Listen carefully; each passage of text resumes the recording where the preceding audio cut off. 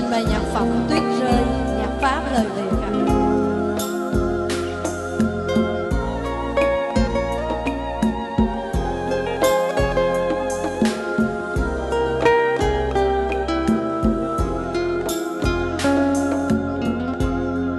Ngoài kia tuyến dưới đời, anh không đến bên em chiều nay. Ngoài kia tuyến rơi rơi, trong băng giá tim em tan tơi. Đâu đây đám tang ngủ buồn, man ai vương lệ ơn thờ. Lũ chim trên cành ngủ ngơ, không thương ai đời bơ vơ. Không có anh vun về đường này, môi mắng em xanh sao hào đời. Tuyến rơi rơi đầy trên cây, sông tố như vô tình qua đời. La la la la la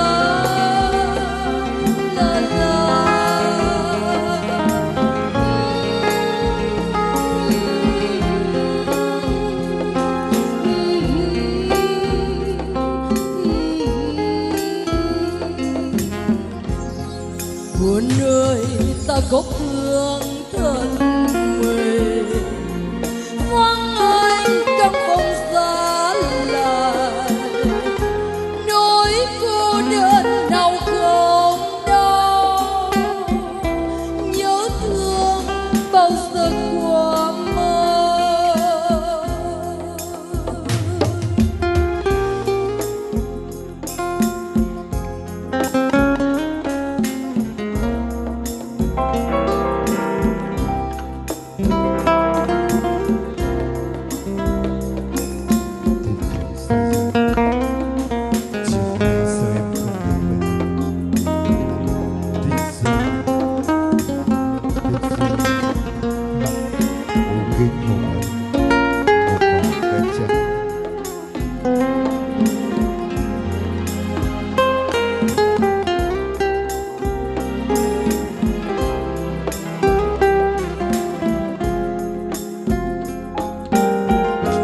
Ngoài kia tuyến rơi đời, anh không đến bên em chiều nay.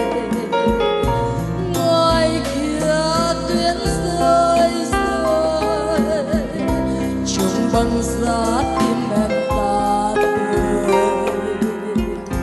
Đâu đây đám tang ngủ buồn, man ai vương lệ ơn thờ. Lũ chim trên cành ngủ ngơ, không thương ai đời bơ vơ. Không có anh vun về đường này, môi mắng em xanh sao hào đời. Tuyến rơi rơi đầy trên cây, giống tố như vô tình qua đời. La la la la la la.